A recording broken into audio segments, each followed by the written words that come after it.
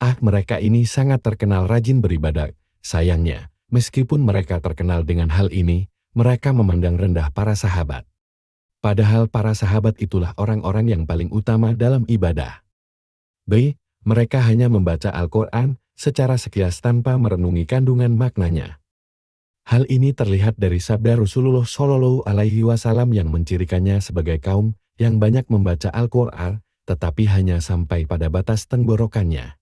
Maksudnya bacaan mereka tidak sampai masuk ke hati sanubari, dengan kata lain, huruf-huruf Al-Quran hanya sampai mulut dan rongga kerongkongan mereka saja. C. Dalam hadits, mereka juga disifatkan sebagai orang yang kecil giginya, sebuah simbol yang menunjukkan sifat gegabah dan terburu-buru dalam mengambil suatu sikap.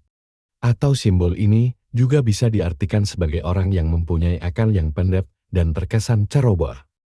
Mereka akan keluar dari agama Islam laksana busur panah yang melesat dengan cepatnya. Ini mengandung arti bahwa mereka baru saja masuk Islam. Namun begitu masuk Islam mereka lantas keluar lagi dari agama ini dengan cepatnya tanpa mengambil manfaat dari ajaran-ajarannya.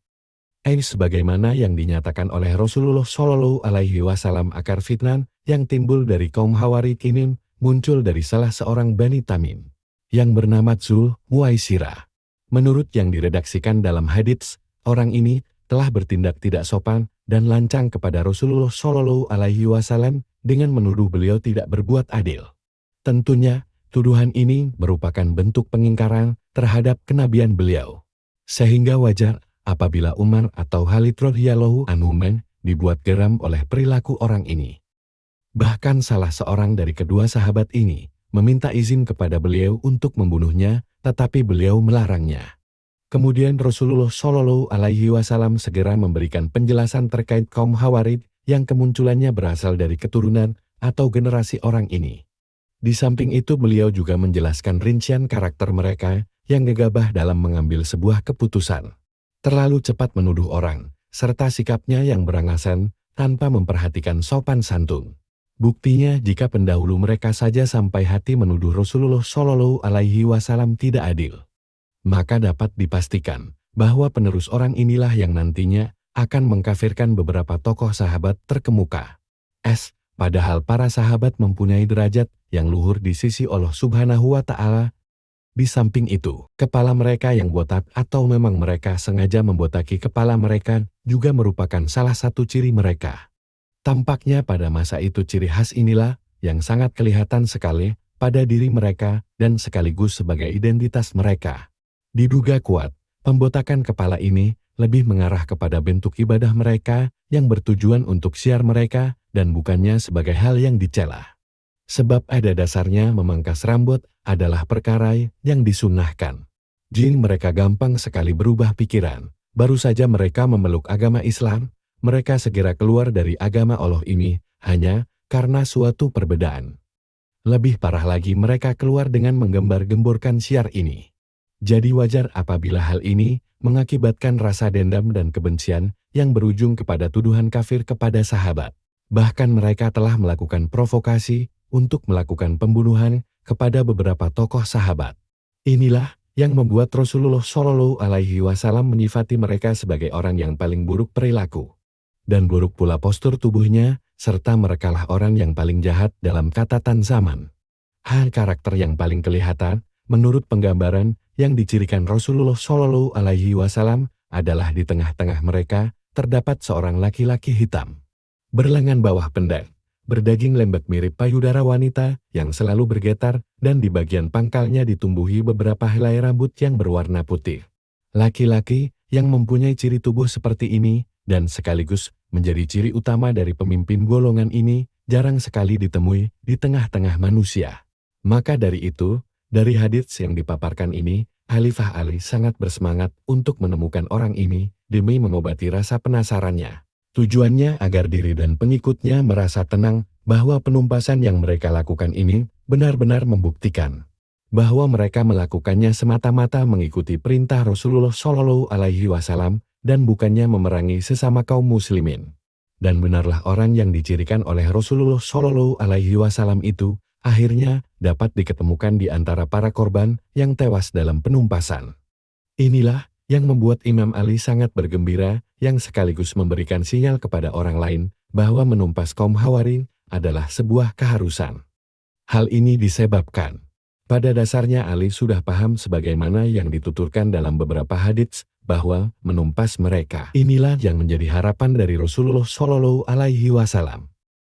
Lebih lanjut dijelaskan pula, orang-orang yang turut dalam penumpasan tersebut akan mendapat pahala. Dan seandainya saja Rasulullah Shallallahu Alaihi Wasallam hidup di zaman mereka, niscaya beliau akan melancarkan penumpasan tersebut hingga tidak satupun di antara mereka yang tersisa. 3. Perbedaan antara perang Jamai dan perang Siffin dengan penumpasan kaum Hawari. Mencermati petunjuk Rasulullah Shallallahu Alaihi Wasallam dapat diketemukan perbedaan yang sangat signifikan antara perang Jamal dan perang Siffin dengan penumpasan yang dilakukan terhadap kaum Hawari. Konflik intra yang terjadi di antara para sahabat masih berkisar dalam lingkup keimanan, keislaman, dan sama sekali tidak membuat mereka keluar dari keimanan atau keislaman mereka. Dalam batas yang paling jauh sekalipun, pertikaian ini hanya berkisar 2 atau lebih terkait perbedaan hasil ijtihad para sahabat adalah hal yang wajar. Bahkan dalam kalangan sahabat sekalipun, apabila hasil ijtihad mereka ada yang tepat mengenai sasaran, dan ada juga yang meleset dari sasaran. Dalam konteks perang Jamal dan Siffin, pihak yang benar ijtihadnya adalah Khalifah Ali radhiyallahu anhu, sedangkan ijtihad Aisyah, Talha dan Zubair radhiyallahu anhum tidak menepati sasarannya. Atau, lebih tepat, jika mereka ini disebut sebagai At-Taifah Al-Baghiyah, Al-Muminah kelompok pembangkang mukmin.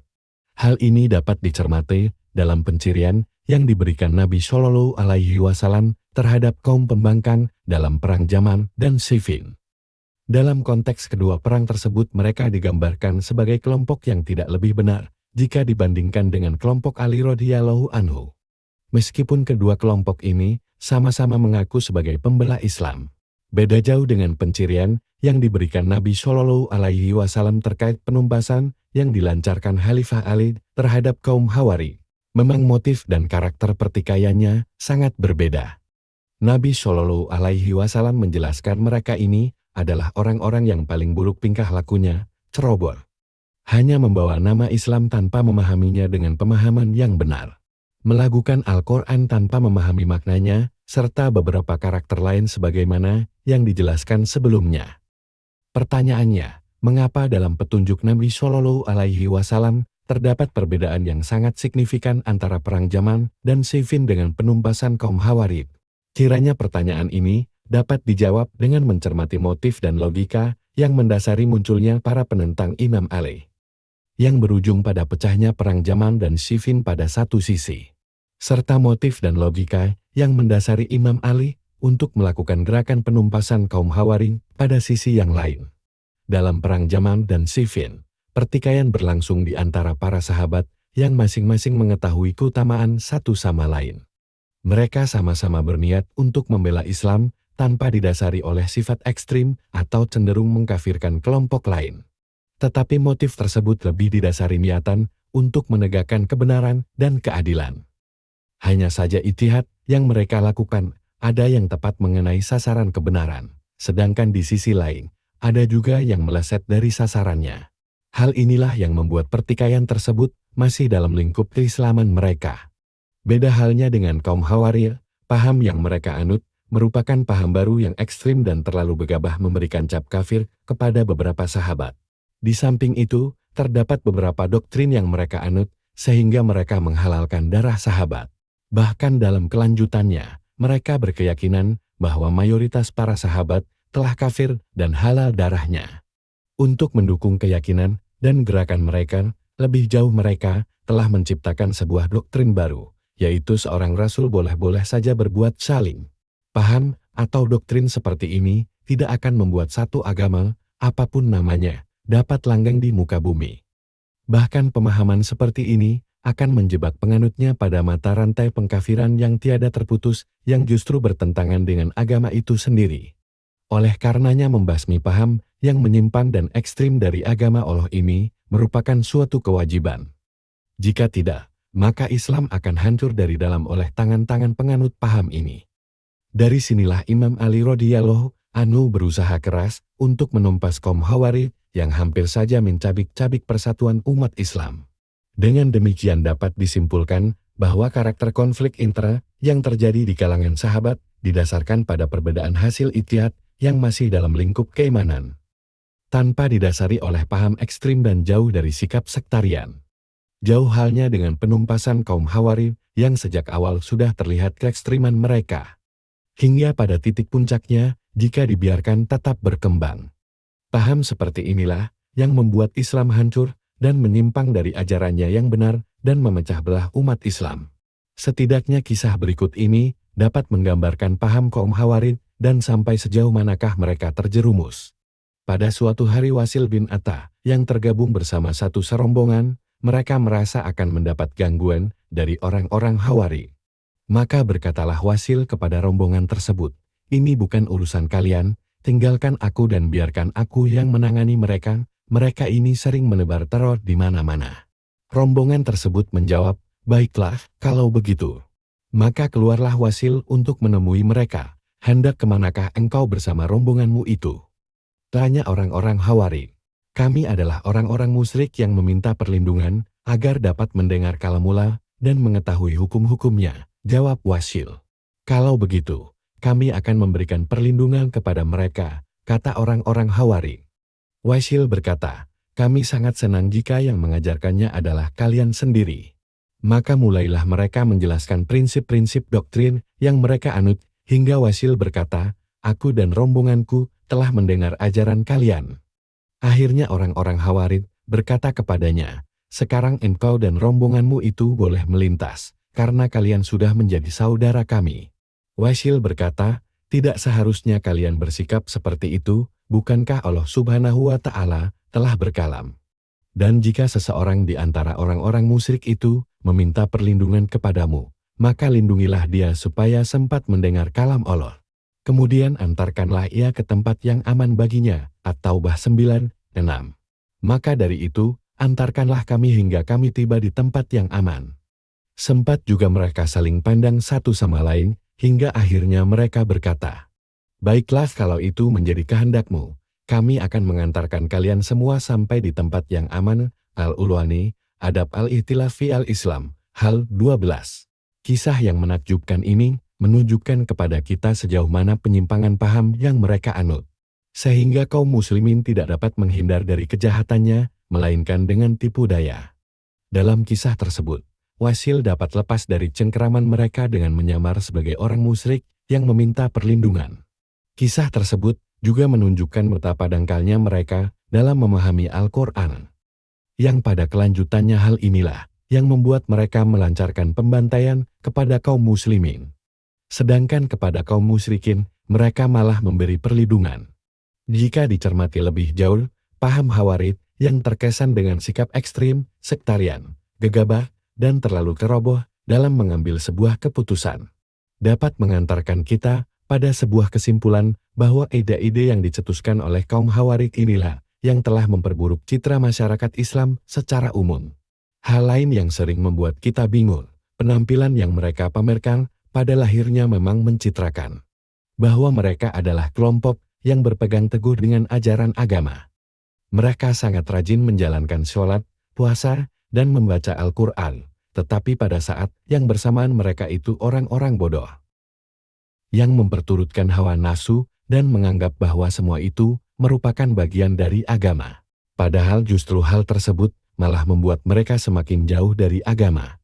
Meskipun banyak hadits yang menunjukkan betapa bahayanya paham Khawarij dalam tubuh umat Islam, tetapi mayoritas ulama tidak menghukumi mereka sebagai orang-orang kafir.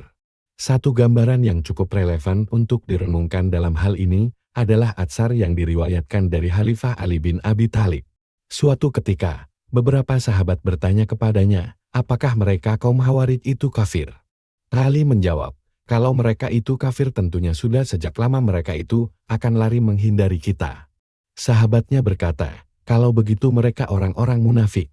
Ali berkata, orang-orang munafik jarang melakukan zikir kepada Allah, sedangkan mereka ini adalah orang-orang yang selalu berzikir siang malam. Sahabatnya bertanya, kalau begitu siapakah mereka ini? Ali menjawab, merekalah kaum yang tertimpa fitnah hingga mereka buta dan tuli.